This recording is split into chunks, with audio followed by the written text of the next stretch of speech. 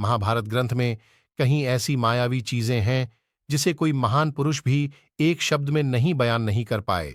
ऐसे योद्धाओं की शक्तियां जिनको छल से ही हरा सकते थे।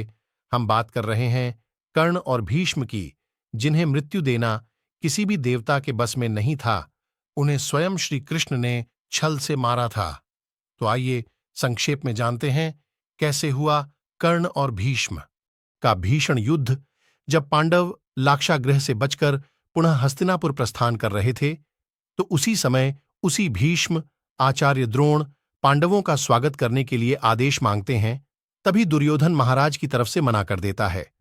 उसके बाद भीष्म क्रोधित होकर क्रोध से भर जाते हैं।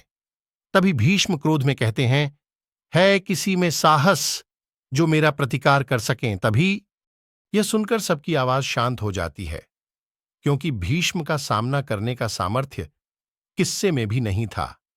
तभी एक आवाज आती है, अगर मुझे हस्तिनापुर की तरफ से आदेश दिया जाए तो मैं अवश्य महामहिम भीष्म का सामना करूंगा। यह सुनकर भीष्म देखते हैं कि वह कोई और नहीं अंगराज कर्ण थे। तभी भीष्म धृतराष्ट्र से कहते हैं, कर्ण को आप आदेश दे दो यह मुझसे यदि युद्ध करें तो। और कहते हैं कि यह तो तुम अच्छे से जानते ही हो कि जब भीष्म युद्ध करता है कितना भयानक युद्ध करता है। तभी भीष्म धनुष निकाल लेते हैं। तभी धृतराष्ट्र कहते हैं, नहीं पितामह, ऐसा अन्याय मत करिए।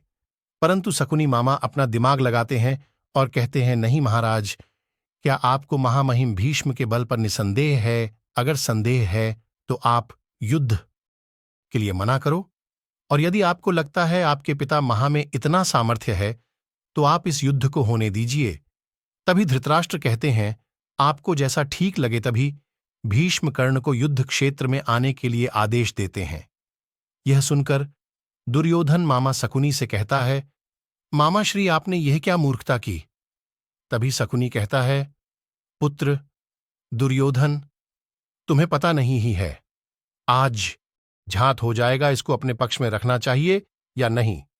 तभी दुर्योधन यह सुनकर कहता है, मामा श्री, आप महान हैं। तभी सारे हस्तिनापुर वाले उस युद्ध के मैदान में पहुंच जाते हैं। उसी के बाद एक तरफ कर्ण और दूसरी तरफ से पितामह भीष्म मैदान में प्रस्थान करते हैं। तभी एक घंटी बजती है और पहला तीर कर्ण चलाते हैं। तभी भीष्म उनके बाण को अपने हाथ से रोक लेते हैं। तभी भीष्म कर्ण पर बाण छोड़ते हैं। कर्ण दूर से अपने हाथों से बाण को रोक लेते हैं और कर्ण फिर बाण छोड़ देते हैं।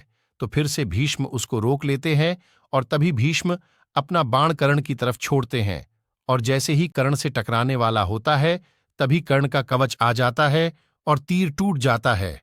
भीष्म दोबारा फिर से तीर छोड़ देते हैं, मगर कर्ण के कवच की शक्ति के कारण कुछ भी नहीं होता है। इसके बाद कर्ण बाण छोड़ते हैं। फिर भीष्म कर्ण के ऊपर अपने दिव्यास्त्र छोड़ते हैं, जिससे कर्ण के बाण का रुख बदल देते हैं और वो बाण आम जनता के लगने वाला होता है। तभी भीष्म अपने बाण को अपने ऊपर कर लेते हैं, जो उनके शरीर में घुस जाता है। तभी कर्ण कहता है, महामहिम भीष्म, बीच में ही आप हार मान सकते हैं। तभी भीष्म कहते हैं कि अभी भीष्म इतना बूढ़ा नहीं हुआ जिससे डर लग जाए। तभी भीष्म अपने दिव्यास्त्र को आसमान में छोड़ देते हैं। तभी अनेक आग के गोले आसमान से कर्ण के ऊपर गिरते हैं। तभी कर्ण अपने ऊपर कवच बनाकर उसे रोक लेते हैं, जिसके कारण धरती हिलने लगती है। तभी उनके शक्ति के कारण साधारण मनुष्य को क्षति पहुंचने लगती है। तभी महाराज संजय को आदेश देते हैं, शीघ्र जाकर परशुराम को बुलाया जाए, अतः यहां की धरती फट जाएगी। तभी संजय परशुराम को बताते हैं।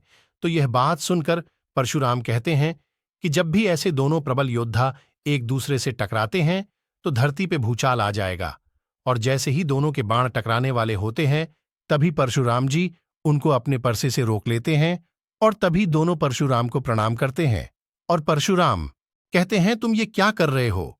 और कहते हैं कि अपने बल का प्रदर्शन अपनी सीमा में नहीं करोगे तथा अपने योद्धाओं के साथ युद्ध नहीं करोगे। तभी भीष्म और कर्ण परशुराम जी से क्षमा मांगते हैं। इस प्रकार परशुराम जी की वजह से ये युद्ध समाप्त हो पाता है। और ऐसे ही फैक्ट वीडियो देखने के लिए हमारे चैनल को सब्सक्राइब करें, और अगर आप पहली बार हमारे चैनल को सब्सक्राइब जरूर करें।